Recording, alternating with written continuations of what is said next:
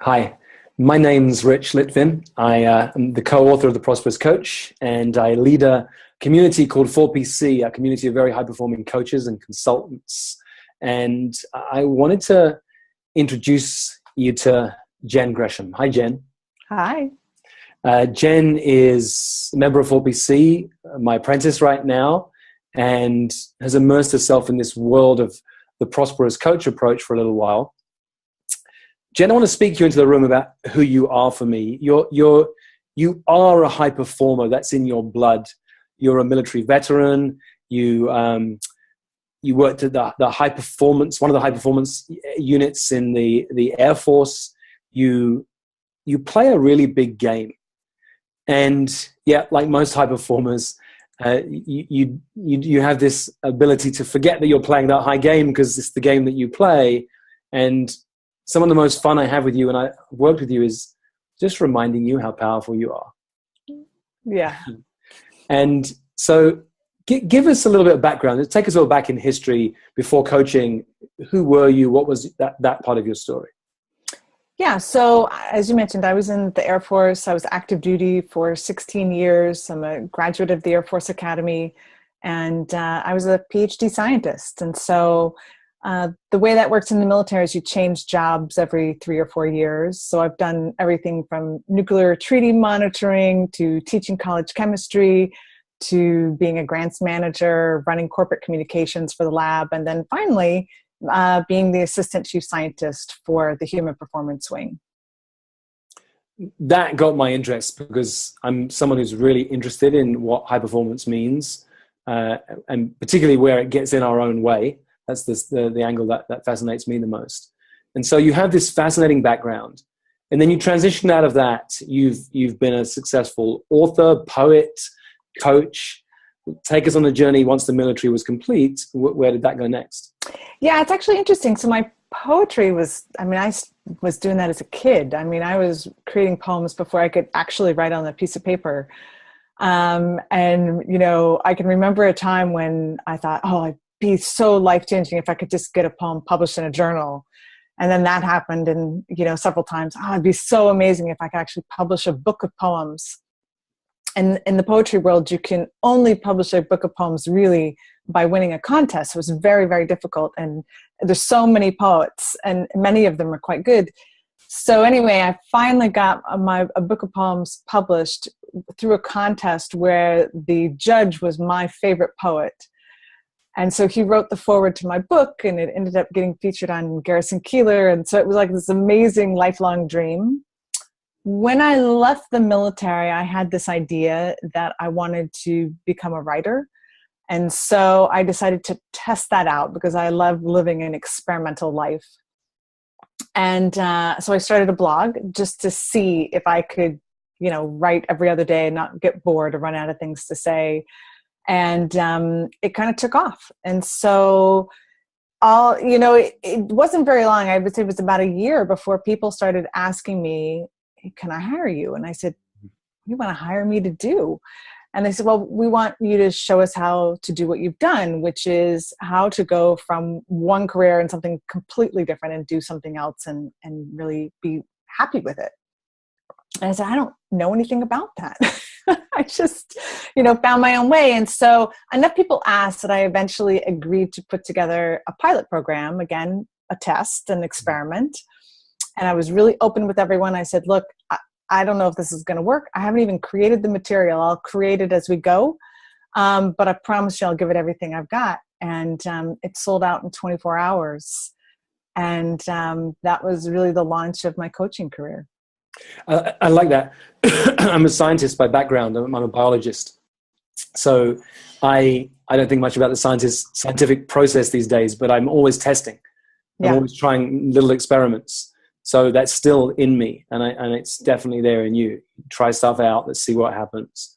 And I think what's always I've loved about your approach is this idea of stay curious. And if you are constantly dipping into your curiosity, it helps to push those inner voices out of the way. So when did you first hear about the world that I'm in, the Prosperous Coach in particular? I had been a coach for about 3 years, maybe 3.5 years at that point. And I had clients who loved me. I was doing online launches and they were going okay, but I really wasn't making enough money to really even pay myself. I paid myself very sporadically and not very much. And it is hard to go from a high level professional job to not paying yourself. And it doesn't matter how many nice things people say, that just didn't feel good. And so I think I stumbled upon your book just searching for some answers. And I read it the first time and I said, oh, that was a great book. But you know how you do, you say that's a great book, but you don't do anything with it. Mm-hmm. And then I think probably another 6 months to a year went by, not much had changed in my life. Actually hired another coach first to work with me on money mindset because I'd realized at this point that was an issue for me. Mm-hmm. And she helped me make some big changes. And I said, you know what? I'm going to go back and reread Rich's book. And this time I read it with an aim of I'm going to do everything in this book. And I started implementing it.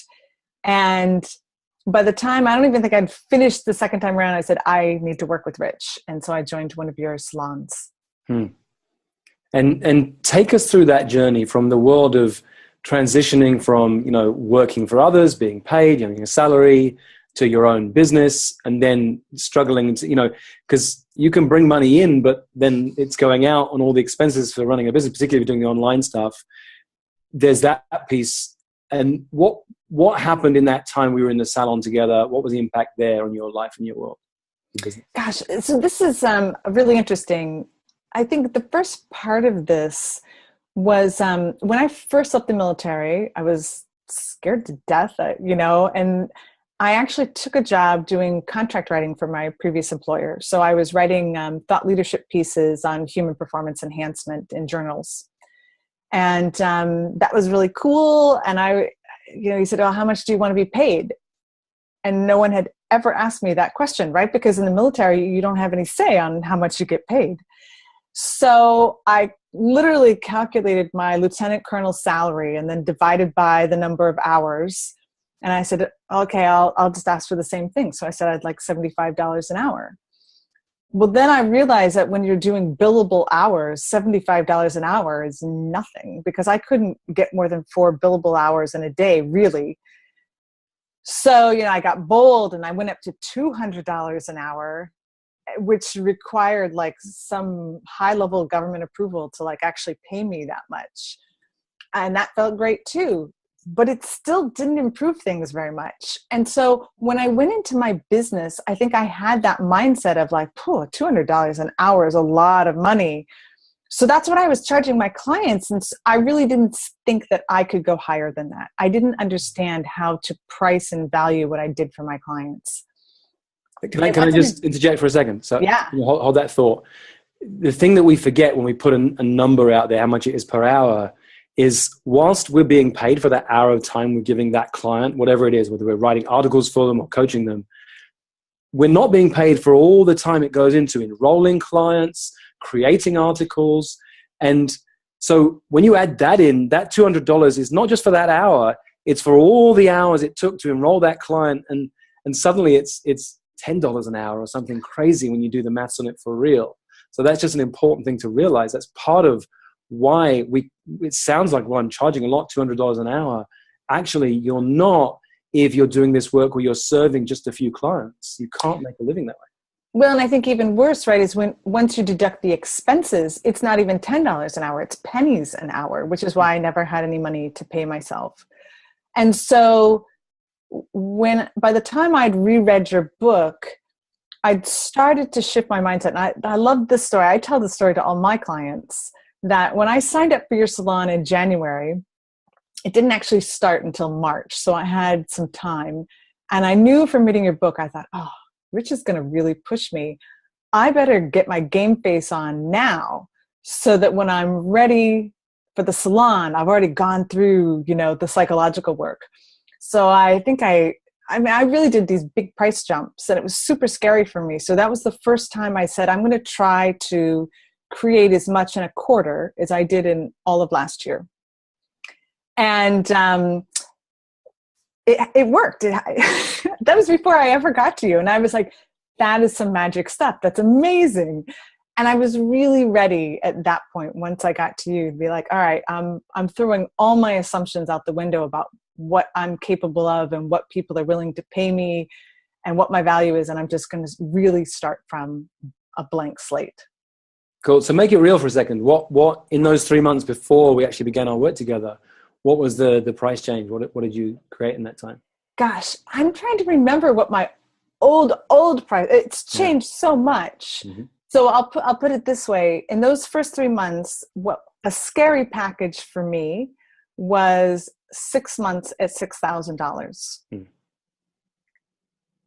Now I'm signing $60,000, $40,000 clients, various lengths, and it shows up in different ways. But I couldn't have imagined that. Yeah.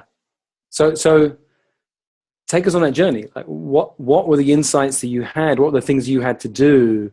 What was the work needed to go from one to the other? There were a couple of things. Like I said, I think the biggest piece was just being willing to throw out all my assumptions, to say, Jen, you don't know. You don't know. So the only way to know is to test it. And that meant saying numbers that felt utterly ridiculous.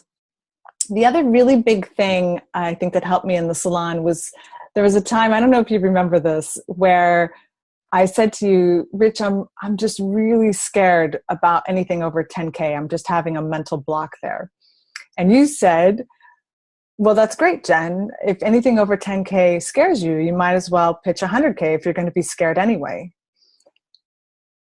And that logic made total sense to me, as much as I hated it. So instantly, a 10K project didn't feel scary anymore.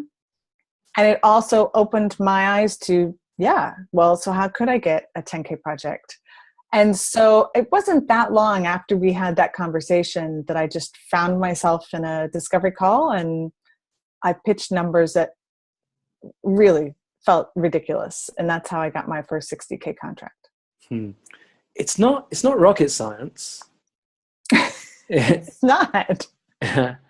And yeah, it's hard for people because they get in their own way. They have a story about what's acceptable, what isn't, or they have deep fears around money and what, or asking. I mean, we don't live in a culture where it's okay to ask for things. So all this stuff gets in our way, but actually it's not difficult. It's what Steve Chandler calls the blue collar work of coaching. It's coaching people and saying numbers. And if you're going to be scared by saying it's $11,000 when you currently charge 10, well, if 11 is going to be scary, then why not say 18 or 28 or 48? And you saw what happened when you began to say that. And it doesn't mean that everyone says yes, but when you begin to relax into, like, this is my number. If you're interested, we'll talk. If you're not, that's okay. People feel that. Well, and I think the really funny thing was that when I made that proposal, and I mean, it was all I could do. I was so glad I wasn't on video because I was shaking. And the person said, oh, that sounds reasonable. I was like, keep your mouth shut, Jen. Don't say anything else. Just let it go.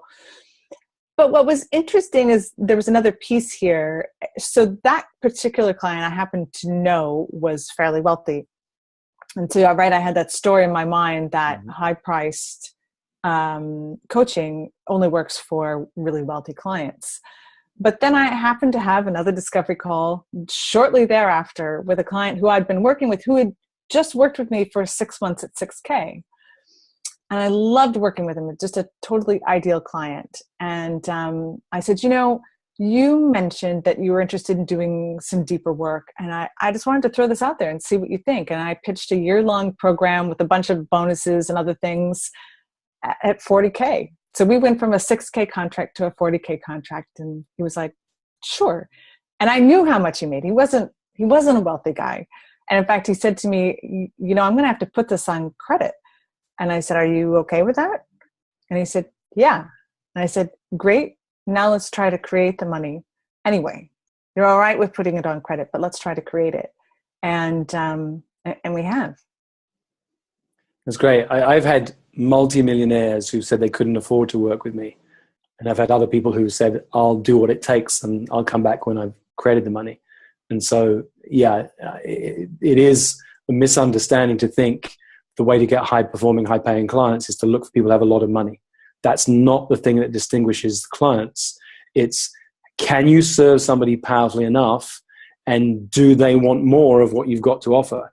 If they do, and they're resourceful, they will either move the resources around or create the resources, and they'll work with you. But that one's up to them. Yeah. Right. So now I have a rule that I make no assumptions about what someone can afford or not afford. I let them tell me. Yeah. That's great. Yeah. Because what someone says they can afford, what I can't afford it is the best excuse for not doing something that you don't want to do. Nobody can argue with you. So I know someone who a coach proposed to them. They didn't want to say no. So they said, I'm in, I'll send you the check. When a week later he called, they said, they were kind of embarrassed. They got called out. They picked up the phone and he was there. They said, oh, I sent it. It didn't get to you. I'll cancel the check and I'll resend it. Oh, and no. Because it was too hard to say, look, actually you didn't serve me powerfully, or whatever. Maybe I'm afraid of doing this work, because the thing about being a powerful coach, you actually take away all the excuses. So sometimes it's because you're actually too good a coach. They get the impact. Like if I work with you, I'll have no more excuses. What am I going to do then if I don't do the thing I say I've wanted to do for the last 10 years of my life? So I'll walk away and I'll say I can't afford it. So take that piece out of the equation and come back to, have I served them powerfully? Did I put something on the table that they can look at and decide if they want to be in or not? Yeah. So what's your practice like right now? Who do you work with? What are your clients? What do you do? What does it look like? Engagement. So I'm like you. I normally say that's a hard question to answer. But what it looks like in general is I'm working with people who are like me. They're high performers. They don't always recognize the power that they have, and they're actually underperforming. So in some ways, I feel like I've come back full circle to what I was doing in the Air Force. I'm helping extraordinary people get to extraordinary performance.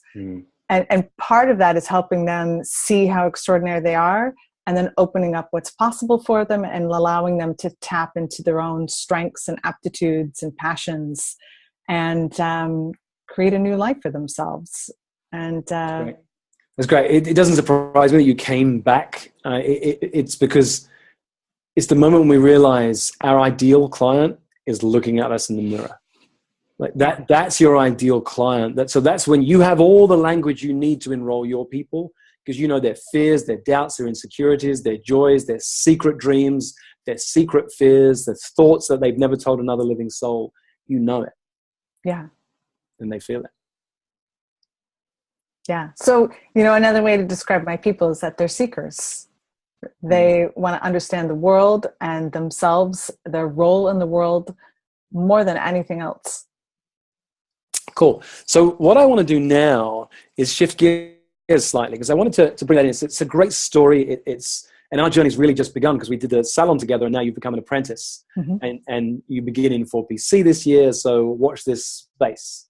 Right. And part of that, what we wanted to do today live on this video is I wanted to work with you around what's coming next, because you're talking about what's your book going to be about. How do you capture what you do?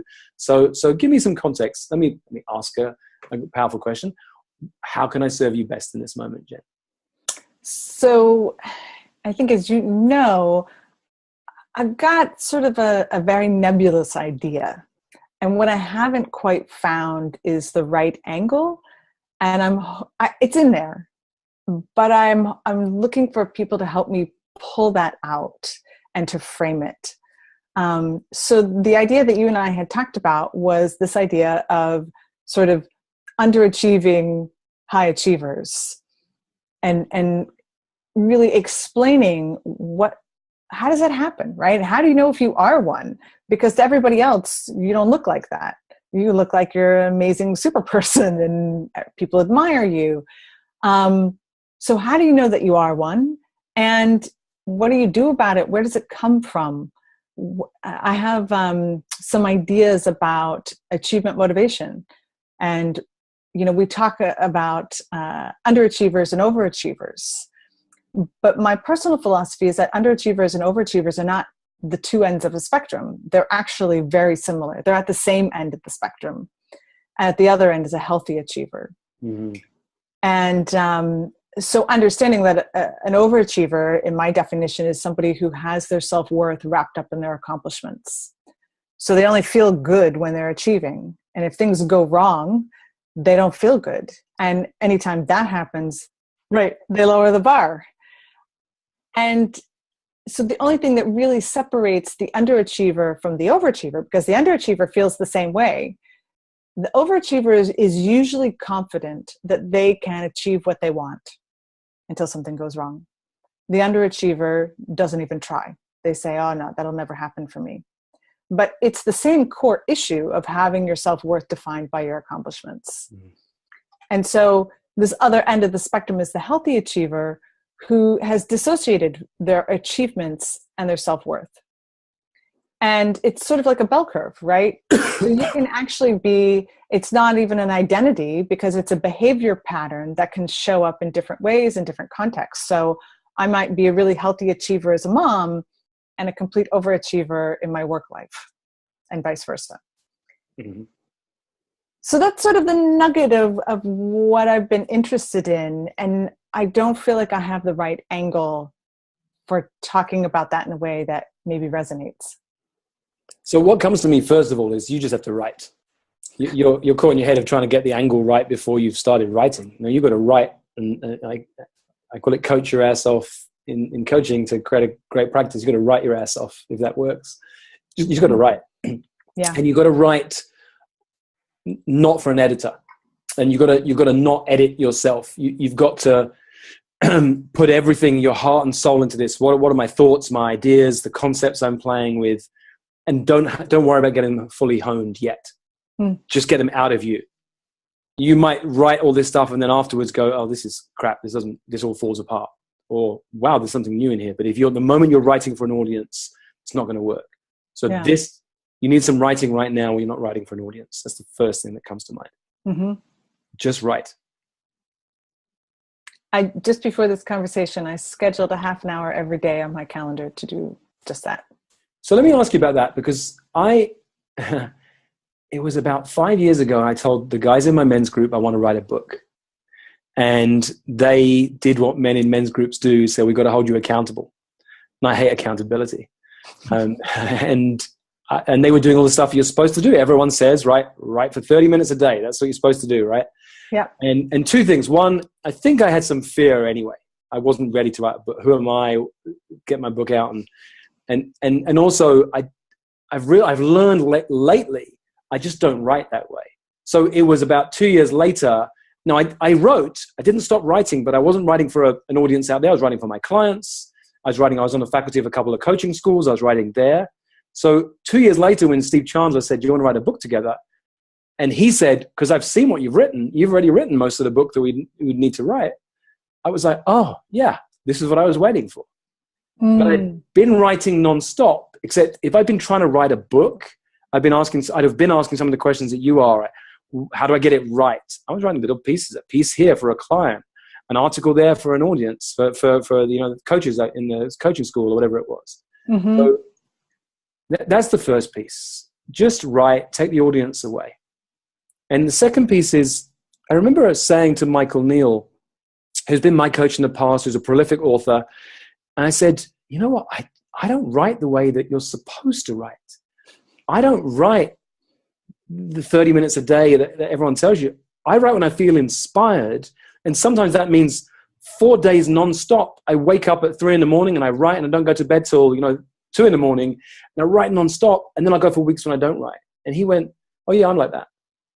I was, I didn't know. No one talks about that. I always see online, everyone talks about the 30 minutes a day piece. So I just wanted to drop that in case there's something different that works for you.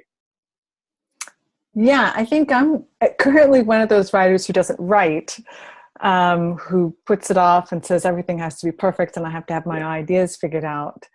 I'm going to try the 30 minutes, but like you said, it's all an experiment, right? Yeah. See how it works, and if it doesn't, change it up. The other thing I've learned is stop when your time is up, not when you get to the end of the concept that you're thinking about. So, because it will allow your mind to go, oh my God, I haven't finished. I want it. And your mind will be playing with this concept for the next 24 hours. Your next time is to write. And then things will have shifted.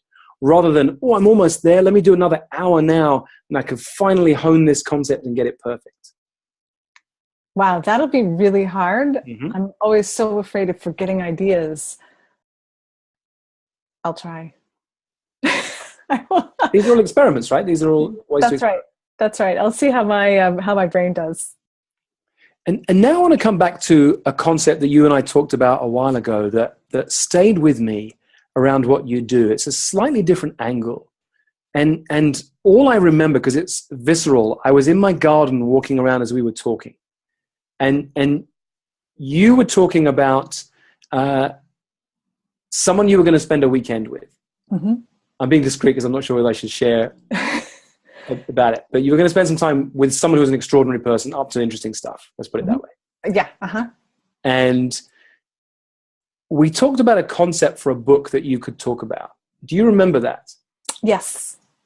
So what was that? Bring that back in this moment. So that was the idea of shared wisdom. And again, this comes from my science background of that the most interesting things happen at the intersection of fields. So we saw this in science all the time.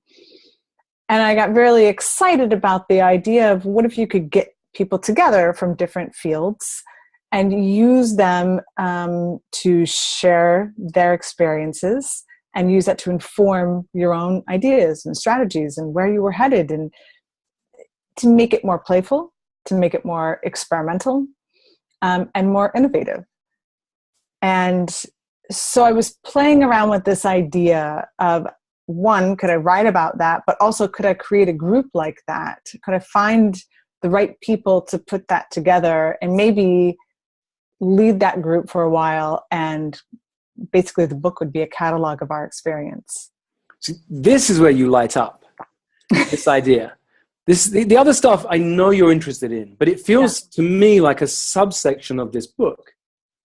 Could be. That this concept, it's at the intersection of fields that interesting things happen. And so it's how I've grown as a coach. I don't read much about coaching. I read about other stuff that takes me in different interesting directions. So that's where from the moment I've met you, seen where you really light up. And I wonder what would happen if you let yourself dive into exploring that. I think what's held me back is, and I did some initial explorations on this group, and either I wasn't explaining it right or they weren't quite the right people, but I didn't get the feedback like sign me up. And it wasn't that many people, 3 or 4. And I was like, okay, nobody wants to do this but me. That's a statistically significant sample size you have there. Right. And so that's where I've left it. I haven't done anything else with it. I've come up with some other ideas maybe of who these people might be. This is enrollment, Jen. Yeah. This is a different angle on enrollment. Everything's enrollment. You're enrolling people. And so there's different ways to play with what this group looks like. Is it a paid group of people who come along and by bouncing ideas? It's where I took the word salon for my small groups, the European salons in the 18th, 19th century, groups of philosophers, poets, politicians who'd get together and share interesting ideas and be there for one another. Lovely concept. Is it a group of people that come together for a dinner at your home or meet in a restaurant once a month? And each time you curate a different group of people. There are ways to play with this. And I suggest you start playing. Yeah. That first one, I was going to say didn't work. Well, 3 or 4 people weren't interested, and yet you weren't quite sold on it yourself. I think that might be part of it. Well, I wasn't clear on it either. So, I mean, some of it was an exploration of the topic. Yeah.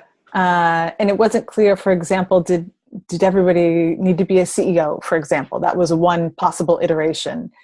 And it may also be because I was in exploration mode, the people helping me were in critique mode. Well, here's why that might be hard, which is useful, but not encouraging. I think it's something small, and I think it's something fun for you. you know some really extraordinary people. I envisage either at your home or in a restaurant where you can get a private room, and or a private club, like a private members club, where you went and said to them, hey, I want to bring a group of extraordinary people here for one night.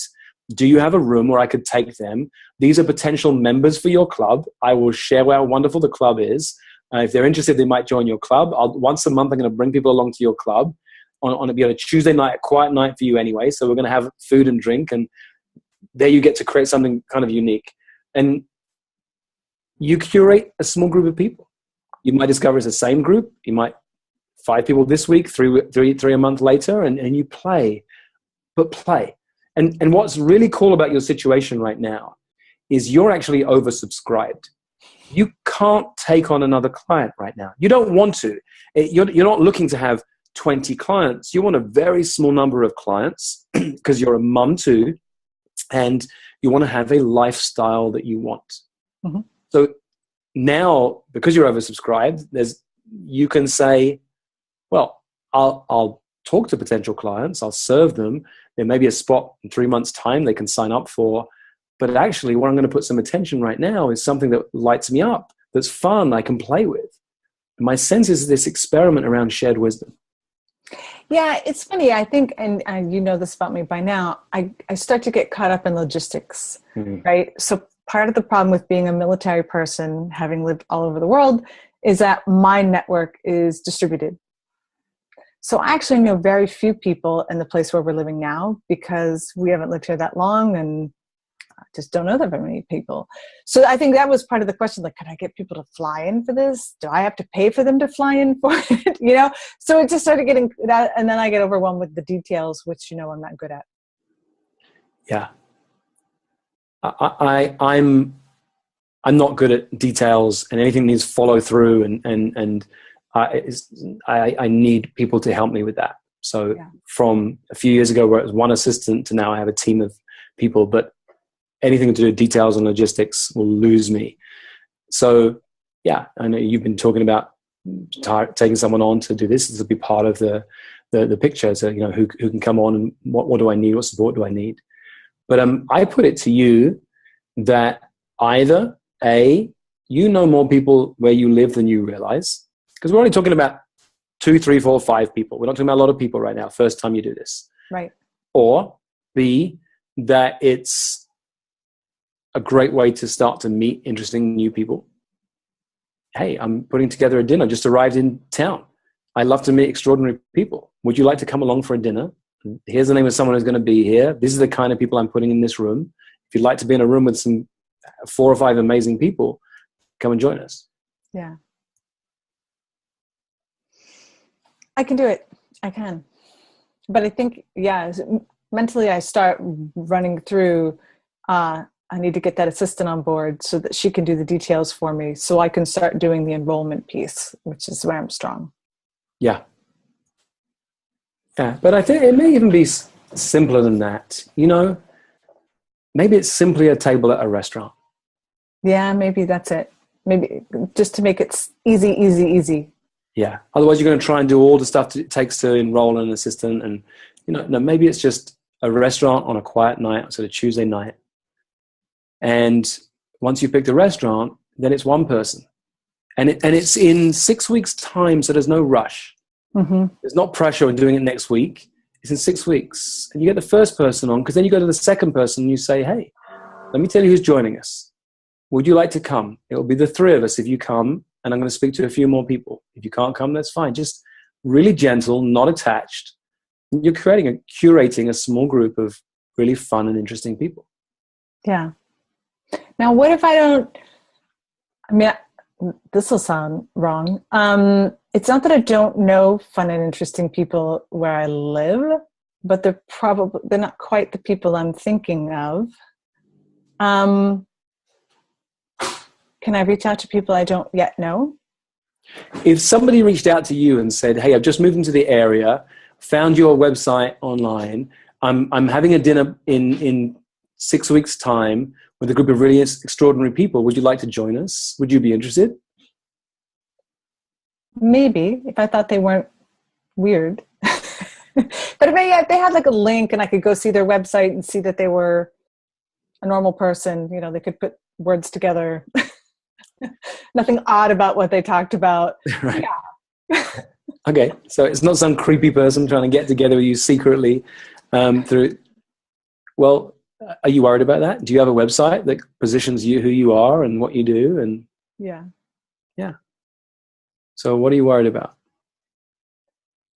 Yeah. So I think this is where I start feeling like I'm being too pushy, or that would be weird. And then I ruin that opportunity to ever make a connection with that person. So you've heard me talk about this before. You make an invitation, like I make an invitation to my kids' birthday parties. Monique always makes amazing birthday parties for my kids. She, for Kaleo's first birthday party, he was 1 year old. He has no clue what happened at that birthday party, but she got a bouncy house and a petting zoo and a birthday cake in the shape of a fire engine. So I could say, hey, Jen, do you want to come to Kaleo's birthday party? There's going to be a birthday cake. And I think we had Mr. Bubbles for one birthday party. And so I know it's going to be amazing. And we always have this great punch for the grown-ups. And if you say, yes, I can come, that's awesome. And if you say, no, I can't come, I don't feel bad. I just go, okay, no problem, because we're going to have a great party anyway. You want to make the invitation with that spirit, that sense of fun. Okay. Fun. I need to make it fun.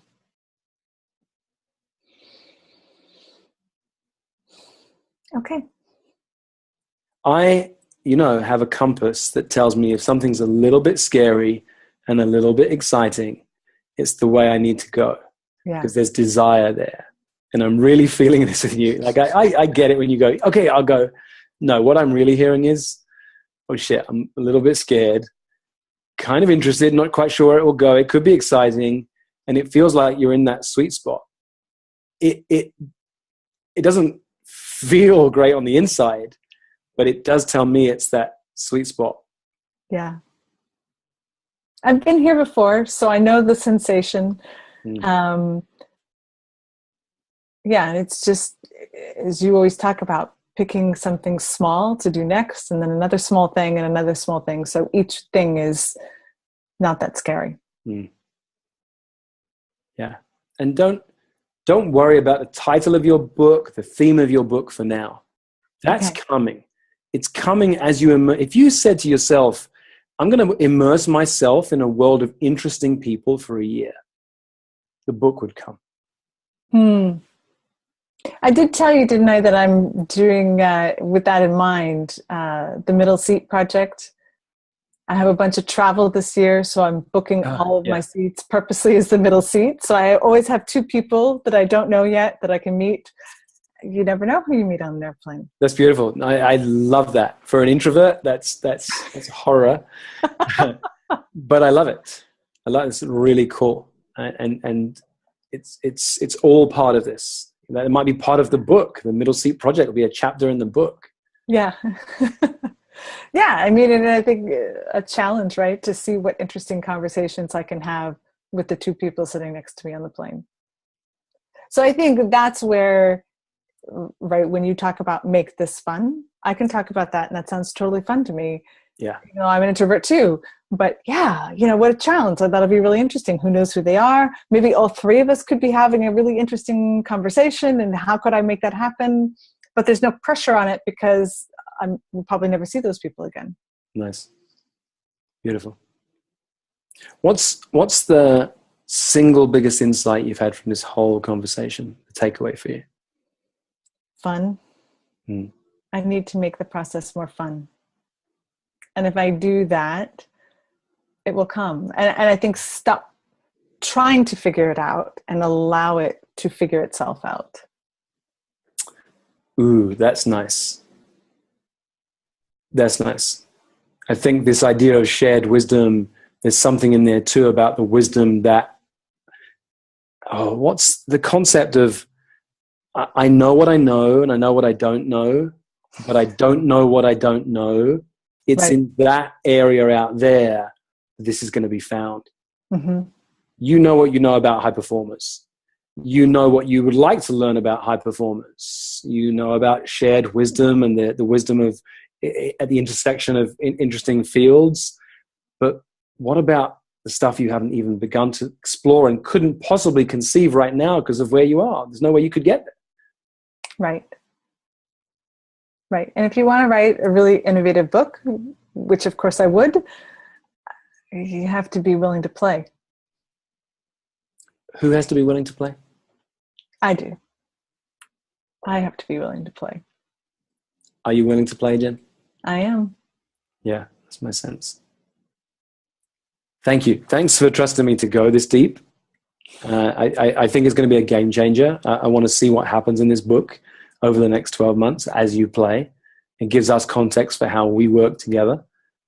And it's going to be interesting to see what you get to create. Maybe my first group, we'll just talk about what my book should be about. I'm joking. I'm totally joking. This is the thing. As long as you're playing, I think that's going to be the key for you. You know, it won't matter what you do as long as you play. Mm-hmm. Yeah. Thank you, Rich. Thank you, Jen. Thank you.